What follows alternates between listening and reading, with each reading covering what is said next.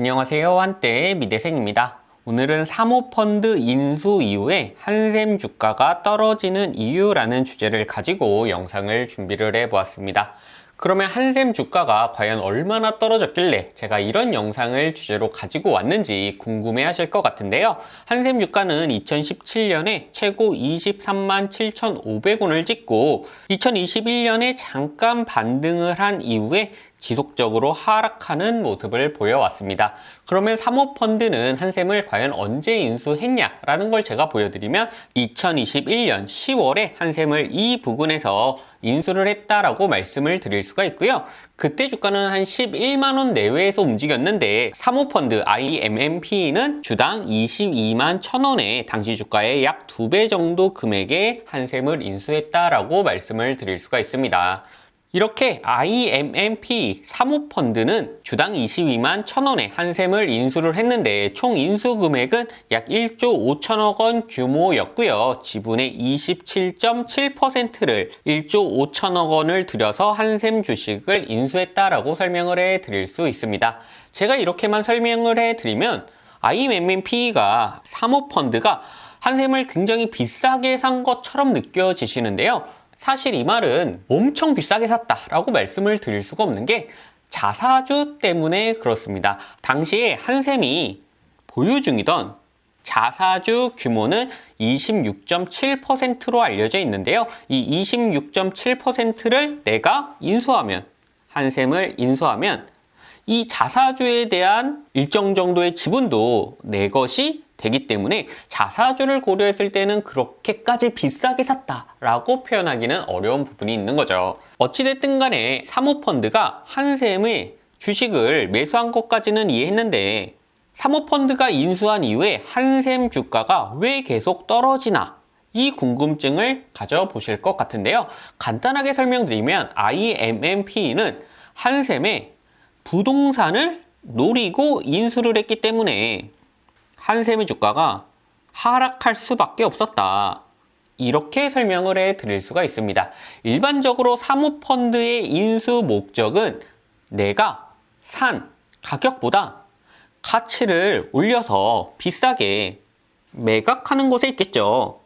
이때 가치를 올리는 방법에는 크게 두 가지가 있습니다. 어떤 거냐 하면 비용을 절감해서 수익성을 좋게 만들어서 가치를 업시키는 방법이 있고요. 두 번째로는 기업이 가진 저평가 자산을 비싸게 팔아서 차익을 남김으로써 배당으로 수익을 확보하고 이때는 가치가 오르지 않고 내가 산 가격 정도로만 유지를 해도 배당을 통해서 가치를 사실상 업시킬 수 있는 이 두 가지 방법이 있다라고 이해를 해 볼 수가 있는 거죠. 그런데 IMMPE 이 사모펀드는 두 번째 목표를 가지고 한샘을 인수를 했다라고 말씀을 드릴 수가 있는데요. 그러면 한샘이 가진 저평가 자산이 무엇이냐라고 보았을 때는 한샘의 부동산이었다. 크게는 상암동 사옥, 방배동 사옥 플러스 자사주가 있었다라고 설명을 해드릴 수가 있습니다. 먼저는 상암동 사옥, 방배동 사옥부터 설명을 해드리면요. 한샘의 상암동 사옥은 디지털 미디어 시티역 바로 앞에 있습니다. 제가 지금 파란색 친 이 부분이 한샘의 사옥인데요. IMMPB는 한샘을 인수하고 나서 이 상암동 사옥을 2024년 3,200억 수준의 매각에 성공을 했습니다. 매각 차익으로 1,700억 수준을 올린 것으로 재무제표에 보고가 되어 있는데요. 이 1,700억은 배당을 통해서 IMMPB가 투자금 일부를 회수하는 데 사용이 되었다. 이게 2024년 이뤄진 일이다라고 설명을 해드릴 수가 있고요. 두 번째 부동산은 동작역과 구반포역, 그리고 여기가 방배동입니다. 서울의 노른자 땅이다 라고 말씀드릴 수 있는 방배동인데요. 한샘의 사옥은 구반포역 바로 근처 이쯤에 있습니다. 자세히 보여드리면 이 위치, 이수고가도로로 이렇게 지나가시다 보면 한샘의 방배동 사옥이 보이시게 되는데요. 주변이 평당 1억 아파트들이 즐비한 노른자 땅에 위치를 하고 있습니다. 한샘은 이 방배동 사옥 또한 매각을 추진 중인데 지하 소유권이 분산이 되어 있어서 이 건물의 2층에서 9층은 한샘이 소유하고 있지만 지하하고 1층의 일부가 다른 소유주가 되어 있기 때문에 소유권이 분산되어 매각이 조금 힘든 상황이다. 그래서 개발을 추진 중인데 어찌됐든 간에 저평가 자산을 팔아서 가치를 올리기 위해서 노력을 하고 있다. 이렇게 이해를 해 보실 수가 있습니다. 그래서 한샘의 재무제표를 보시면 49기, 48기, 47기 요거는 2021년, 2020년, 2019년이다 라고 보셔야 되는 거고요. 요 아래를 보시면 유형자산과 투자 부동산이 있습니다. 이 유형자산이 5,030억, 투자 부동산이 1,147억이었습니다. 2021년에. 이 지점이 인수 전이라고 볼 수가 있겠죠. 그런데 52기, 51기, 50기 연도로 표현하면 2024년, 2023년, 2022년에는 유형자산이 3,383억으로 줄어들었고요. 투자 부동산 또한 485억으로 줄어들었습니다. 2021년과 비교를 하면 5,030억이 3,381억으로 줄었고 1,147억이 485억으로 줄었습니다. 이걸 정리해서 이해해보면 IMMPB는 한샘의 기업 가치를 올리는 두 가지 방법 중에서 저평가 자산을 팔아서 가치를 업시키려는 의도였다라고 이해를 해 보실 수가 있는 거고요. 수익성을 업시키는 걸 기본적으로 고려를 잘 하지 않다 보니까 투자를 할 필요성이 떨어진다라는 내용으로 연결이 되게 됩니다. 그래서 어떤 일이 일어나느냐, 한샘의 연도별 현금 흐름표를 제가 요약을 해서 가지고 왔는데요. 2024년, 2023년, 2022년의 현금 흐름표를 보시면 재무활동 현금 흐름이 지속적으로 마이너스인 것을 확인하실 수가 있습니다. 이 재무활동 현금이라는 건 은행에 대출을 갖거나 배당을 하면 마이너스, 줄어드는 항목인데요. 한샘은 배당을 늘렸기 때문에 지속적으로 마이너스였다라고 이해를 해 주시면 되는 거고요. 반면에 투자활동 현금 흐름을 보면 투자활동 현금 흐름을 통해서 돈이 들어오고 있다.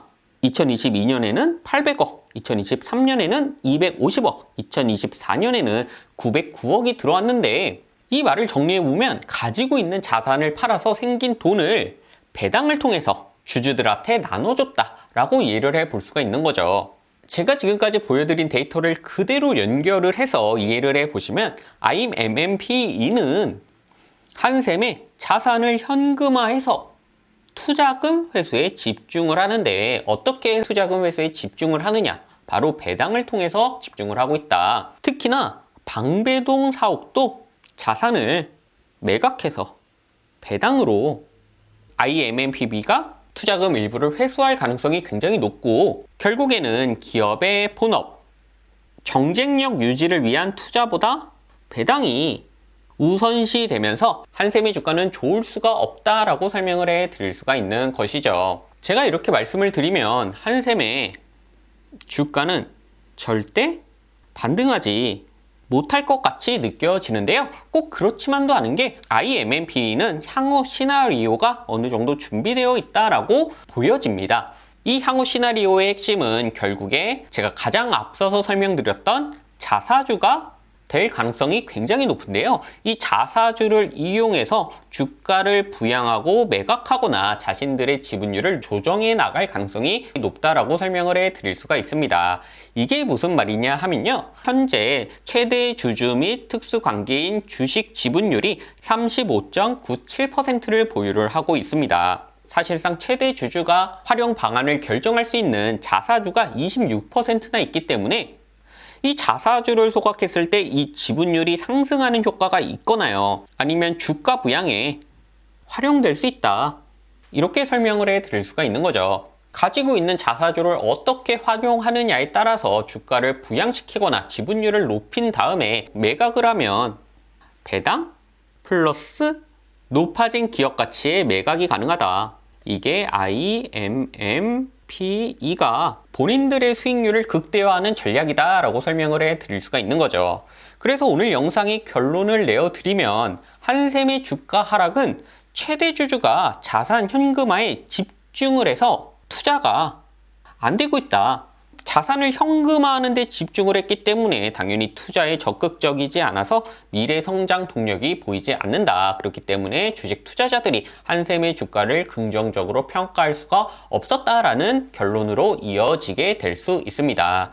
제가 오늘 영상을 통해서 꼭 말씀드리고 싶은 내용은 사모펀드가 최대 주주인 기업의 투자를 고민 중이시라면 이 두 가지 점을 꼭 보셔야 됩니다.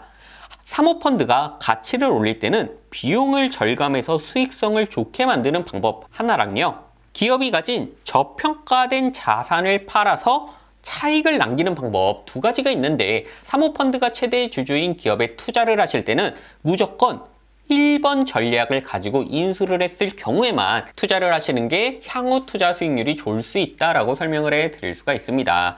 이런 것들을 알기 굉장히 어렵지만 한 가지 포인트만 좀 보시면 되는데요. 예를 들어서 특정 기업에 부동산이 엄청 많습니다. 근데 그 기업을 사모펀드가 PE들이 인수를 시도하려고 한다라고 하면 당연히 이번 케이스에 조금 더 가까운 전략을 가지고 기업을 인수하는 거고, 그럴 때는 그 기업의 주식을 사는 걸 조금은 조심해야 될 수가 있다. 이 말씀을 드리고 싶어서 오늘의 영상을 준비를 하게 되었습니다. 오늘 제 영상이 사모펀드가 기업을 인수할 때 어떤 전략을 가지고 인수하는지 이 부분들을 이해하시는 데 도움이 되어드렸으면 좋겠고요. 저는 다음에 조금 더 유용한 콘텐츠로 찾아뵐 수 있도록 하겠습니다. 감사합니다. 한때 미대생이었습니다.